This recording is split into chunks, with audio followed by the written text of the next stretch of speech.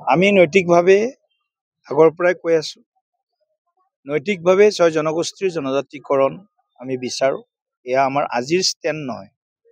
ভাৰতীয় জনতা পাৰ্টীয়ে বিচাৰে আমাৰ ছয় জনগোষ্ঠীৰ জনজাতিকৰণ, আৰু ইয়াৰ সমান্তৰালভাৱে আমি এটা কথাই কৈছোঁ যে অশান্তিৰ পৰিৱেশ, অস্থিৰ পৰিৱেশৰ জৰিয়তে নহয়, এটা জনগোষ্ঠী আনটো জনগোষ্ঠীৰ মাজত খামখেয়ালিৰ জৰিয়তে নহয়, এক্সিষ্টিং যিসকলে পাই আছে, জনজাতিৰ মৰ্যাদা যিসকলে পাই আছে, যিমানখিনি পাই আছে, এই গোটেই কথাখিনি আলোচনাৰ মাধ্যমত এটা মীমাংসাত আহি যাতে এই ছয় জনগোষ্ঠীয়েও জনজাতিকৰণৰ মৰ্যাদা লাভ কৰিব পাৰে, এই গোটেই কথাখিনি এটা খুব সৌহাৰ্দ্যপূৰ্ণ এটা পৰিৱেশত আলোচনা কৰিব লাগিব। আলোচনা কৰি তেওঁলোকক লগত মানে যাতে কোনো ধৰণৰ বিভেদ কামী শক্তি যাতে ইয়াৰ সুযোগ ল'ব নোৱাৰে, কোনো অশান্তিৰ পৰিৱেশ যাতে হ'ব নোৱাৰে, গতিকে সেই গোটেই কথাবিলাকক আমি খুব সংবেদনশীলতাৰে কিন্তু বিবেচনা কৰিব লাগিব। 2026 আগত মৰাণ মটকৰ মুখ্যমন্ত্ৰীগৰাকী চৰকাৰখনৰ কেনেকুৱা ধৰণৰ পদক্ষেপ হ'ব, তেওঁলোকে যিহেতু চাহৰ কাৰণে বিখ্যাত বুলি ক'ব পাৰি। অসমত বহুত এনেকুৱা হাজাৰ লক্ষ এনেকুৱা ক্ষুদ্ৰ চাহ কৃষক আছে বা খেতিয়ক আছে, গতিকে তেওঁলোকৰ যি স্বাৰ্থ আছে, তেওঁলোকৰ যি সমস্যা আছে, এই সমস্যাবিলাক পৰ্যায়ক্ৰমে সমাধান কৰিব লাগিব। আৰু নিশ্চিতভাৱে আগত মাজত বহুত সময়ত যোৱা কেইবাবছৰ ধৰি তেওঁলোকে বিভিন্ন সময়ত বিশেষভাৱে কেঁচা পাতৰ দাম কম পোৱাটো তেওঁলোকৰ এটা ডাঙৰ সমস্যা আছে, কিন্তু আমি কেইবাবাৰো এই সময়ত ইয়াত ইণ্টাৰভেনশ্যন হৈছে। কেঁচা পাতৰ দাম এটা সময়ততো বহুত কমিলে, এটা সময়ত বহুতো পালেও, এনেকুৱা সময়বিলাক গৈছে।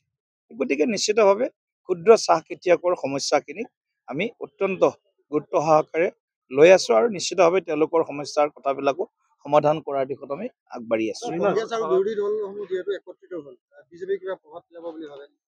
এতিয়া নেতা কেইজনে একত্ৰিত হৈছে, সংগঠন ক'ত, জনপ্ৰতিনিধি ক'ত? লুৰিণ গগৈ ডাঙৰীয়াৰ কেইজন আছে পঞ্চায়তৰ প্ৰতিনিধি? অখিল গগৈ ডাঙৰীয়াৰ পঞ্চায়তৰ কেইজন প্ৰতিনিধি আছে? তেওঁলোকে এতিয়া AUDFৰ শৰণাপন্ন হ'ব। চাই থাকক, মই ক'লো কংগ্ৰেছ দল কিছুদিন পিছত AUDFৰ ওচৰত যাব, কাৰণ ভিতৰে ভিতৰে তেওঁলোকৰ মৰমটো আছেই। বাহিৰে দেখি কি কয়, কেতেৰা মাৰিবা, ভিতৰে নেৰিবা বেঠা।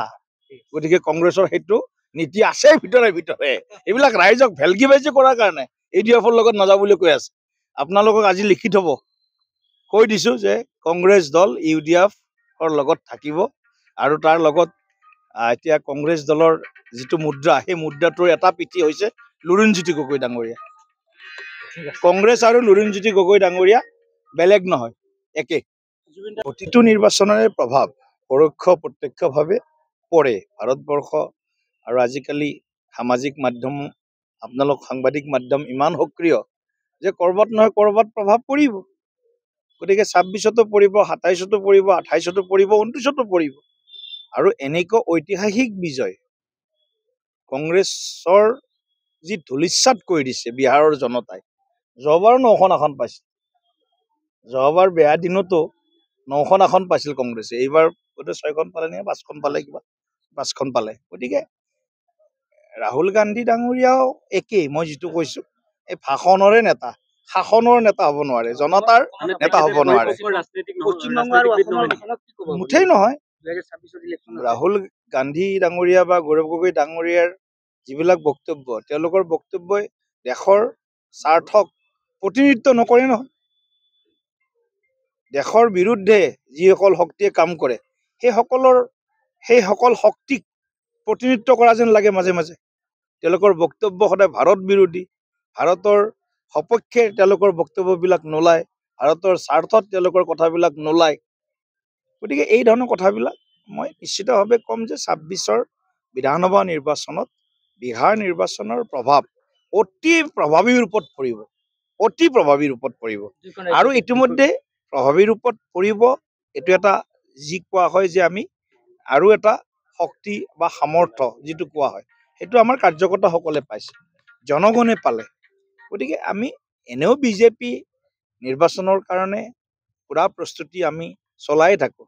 এটা নিৰ্বাচন শেষ হোৱাৰ পিছতে নেক্সট দিনৰ পৰা আনটো নিৰ্বাচনৰ কাৰণে প্ৰস্তুতি কৰোঁ আমি 24 ঘণ্টাই সক্ৰিয় আৰু জীৱন্ত ৰাজনৈতিক সংগঠন হিচাপে ভাৰতীয় জনতা পাৰ্টীয়ে সদায় দিন ৰাত একাকাৰ কৰি কাম কৰি থাকে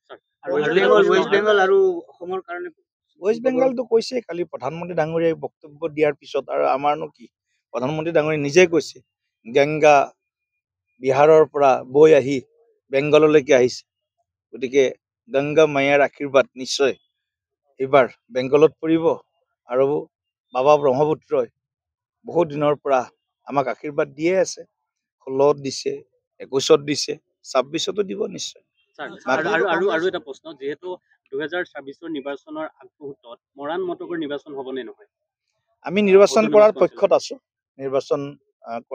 আছো কিন্তু নিৰ্বাচন কৰিব নিৰ্বাচন আমাৰ আয়োগ বা নিৰ্বাচন আমাৰ ষ্টেট ৰাজ্যিক নিৰ্বাচন আয়োগে কৰিব গতিকে ৰাজ্যিক নিৰ্বাচন আয়োগৰ ওপৰত নিৰ্ভৰ কৰিব কিন্তু ভাৰতীয় জনতা পাৰ্টীয়ে নিৰ্বাচন কৰাৰ পক্ষত আছো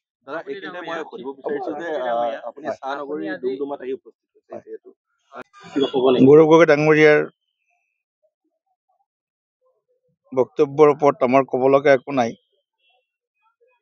কাৰণ গৌৰৱ গগৈ ডাঙৰীয়াই ৰাজ্যৰ ৰাজনীতিত নতুনকৈ সোমাইছে মই নতুনকৈ এই কাৰণেই কৈছোঁ যে তেওঁ সংসদ হৈ গ'ল 3বাৰ সংসদ হ'ল তেওঁ অসমৰ মাটিৰ লগত অসমৰ ভূমিৰ লগত তেওঁৰ ৰাজনীতিৰ কোনো সম্পৰ্ক নাছিল নিৰ্বাচন আহে লোকসভাত টিকট লয় আৰু জিকি যায় এটা নিৰ্দিষ্ট তেওঁৰ মানে যিটো ৰাজনৈতিক পৰিক্ৰমা এই পৰিক্ৰমাটোত মুখ্যমন্ত্ৰী ডক্টৰ হিমন্ত বিশ্ব শৰ্মা ডাঙৰীয়া বা আমাৰ প্ৰাক্তন মুখ্যমন্ত্ৰী সৰ্বানন্দ সোণোৱাল ডাঙৰীয়া তেওঁ এতিয়া ভাবি লৈছে মই মুখ্যমন্ত্ৰী হলোৱেই তেওঁ ভাবি লৈছে মনত তেওঁৰ এটা অহংকাৰ ভাৱ আহি গৈছে যোৰহাট জিকাৰ লগে লগে যোৰহাট জিকাৰ পিছত তেওঁৰ বেলুনত থকা যি হাৱা আছিল এই হাৱাটোতো বিহালী নিৰ্বাচনত তেওঁ ইনচাৰ্জ হৈছিলে উপ নিৰ্বাচনত তাত হাৱাটো বেলুনৰ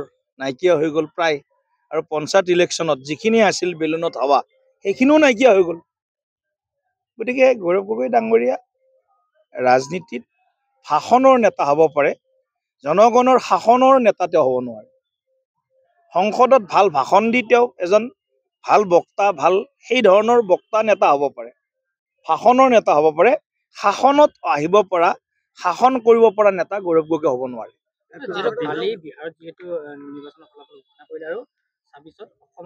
বিশাখপি চাহ বাগিচাত এখন মূৰ্তি স্থাপন কৰিছোঁ তেখেতৰ আৰু আজি এই মূৰ্তিভাগ আমাৰ মঙ্গলদৈ লোকসভা সমষ্টিৰ সাংসদ তথা ভাৰতীয় জনতা পাৰ্টীৰ সভাপতি ৰাজ্যিক সভাপতি দিলীপ শইকীয়াৰ হাতেৰে আজি উন্মোচন কৰা হ'ল এইটো প্ৰথম মূৰ্তি ডুমডুমাত আমি স্থাপন কৰিছোঁ বিৰছা মুণ্ডা দেৱৰ ভগৱান বিৰছা মুণ্ডাৰ আৰু আমি ভৱিষ্যত দিনবিলাকত আমাৰ নতুন প্ৰজন্মই আমাৰ আদিবাসী চাহ জনগোষ্ঠী সমাজৰ প্ৰতিগৰাকী ব্যক্তি বা প্ৰতিগৰাকী জনজাতীয় লোক বা দেশৰ প্ৰতিগৰাকী ব্যক্তি তেখেতৰ যি অৱদান দেশৰ স্বাধীনতা সংগ্ৰামত তাক আমি আজি শ্ৰদ্ধাৰে সোঁৱৰিছোঁ আৰু লগতে আমাৰ নতুন প্ৰজন্ম বা আমি সকলোৱে তেখেতে যি বাট দেখুৱাই থৈ গৈছে যি আদৰ্শৰে তেওঁ চলিছিল সেই আদৰ্শক যাতে আমি সকলোৱে অনুকৰণ কৰিব পাৰোঁ আৰু অনুকৰণ কৰি যাতে এটা সুস্থ সমাজ আৰু আমাৰ দেশক যাতে আমি ভালদৰে সেৱা কৰিব পাৰোঁ আৰু তেওঁৰ এই আদৰ্শৰে যাতে আমি ভালদৰে অনুপ্ৰাণিত হ'ব পাৰোঁ মই ভাবোঁ যে এনেধৰণৰ বীৰ পুৰুষৰ যেতিয়া মূৰ্তি প্ৰতিষ্ঠা হয় তেতিয়া সেই মূৰ্তিয়ে বহু কথা মানে সমাজলৈ এটা বাৰ্তা লৈ যায় আৰু সেই বাৰ্তাই নিশ্চয় সমাজখনক যথেষ্ট শক্তিশালী কৰিব যিকোনো খবৰৰ বাবে যোগাযোগ কৰক 7099017330 লগতে 7099017110 নম্বৰত